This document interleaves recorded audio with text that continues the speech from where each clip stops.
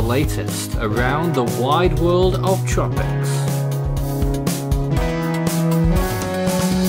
Tropical Weather Bulletin for July 4th. The tropics remain very quiet this July 4th. There are no systems active around the world today. It's day 186 of the year so far. My goodness, where is it going?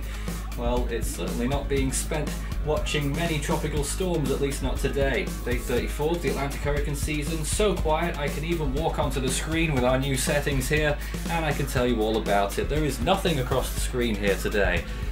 In the Atlantic, in the Eastern Pacific, we have 3 areas of interest on day 51 of hurricane season. All of them have a rather low chance of developing, only 10% each, although those percentages may be higher beyond the 5-day period. And in the Western Pacific, no systems active. There is nothing on the horizon here either. And we're currently up to 31 storms across the world today. Around the world. In the Indian Ocean, still nothing active here either. You would expect that a little bit more, but still, it means that the whole of the world tropics today are very quiet indeed. So looking at the North Atlantic, you can see the picture here. There is not too much going on, a few blow-ups here and there. And there is an interesting little feature up towards the top left-hand side there off the US East Coast, an area of interest which we haven't yet marked, but some people have remarked upon. A bit of blow-up subconvection, but not too much going on with that at the moment. The Gulf of Mexico, some thunderstorms built up towards the northern part of the Gulf along the US Gulf Coast.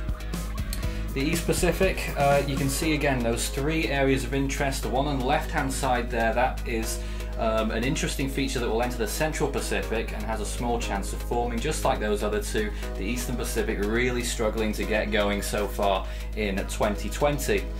In the Western Pacific, things awfully quiet here as well. The Philippine Islands, a few thunderstorms blowing up over there, but right towards out at sea, you can see another small area there in these subtropical zones almost, but really there's nothing to talk about in the Western Pacific at all today.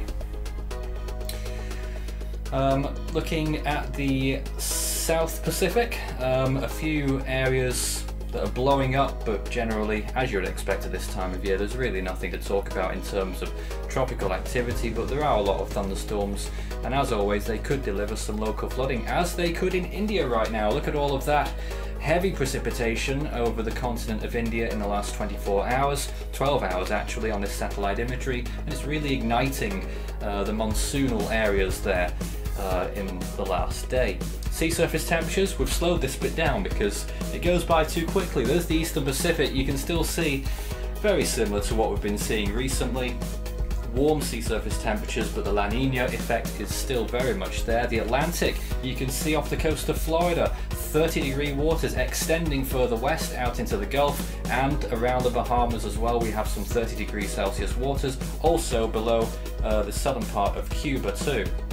In the Indian Ocean, getting really warm off the coast of Iran, Pakistan, western coast of India, and the Bay of Bengal coastlines as well, looking pretty good, 30 degrees plus. And in the Western Pacific, again, very similar to what we've been looking at in recent days, with 30-degree temperatures across much of the South China Sea and much of the Philippine Sea, but a little bit cooler in the deep tropics as opposed to the higher tropics and into the subtropics. So there's an interesting pattern that we've got there, which I'm not sure how usual it is, but you can see on the anomalies what the warmer waters further north mean. Very anomalous, up 1-2 degrees above average. Same too for the South China Sea, which is very warm, the Arabian Sea extremely warm, and the Eastern Pacific only just staying around average overall.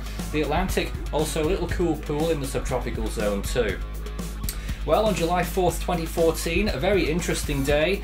Hurricane Arthur made landfall on the US East Coast in North Carolina as a Category 2 hurricane, and I was there covering it at the time.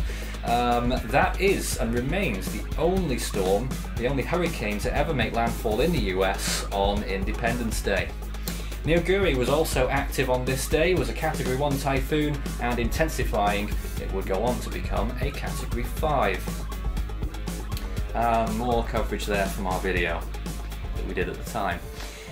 Well, looking around the world, what have we got coming up in the Atlantic? Edouard, next on the list over there, followed by Faye. The East Pacific, we've got Amanda and Boris, we've had already, and we're followed by Christina. What am I saying? In the Central Pacific, we've got Hone next up on list 1.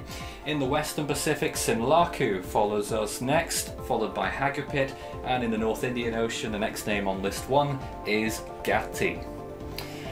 In the Southern Hemisphere, we've also got Joshua coming up, but that's after Imogen in the Australian region. In the Southwest Indian Ocean, the new names for this upcoming season, Alicia and Bongoyo, are the first 2 names. And in the South Pacific, it's Yolanda. We'll see you again for another Tropical Weather Bulletin tomorrow.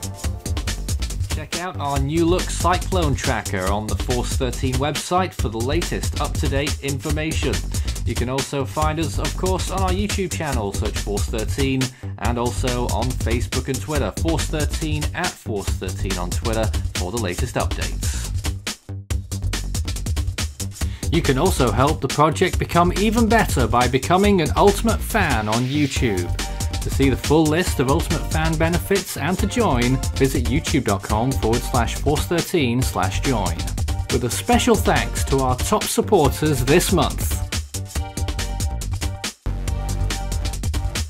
You can also check out our growing merch store so you can show Force 13's colours wherever you go. You can also find a link to our Discord server underneath this video in the description.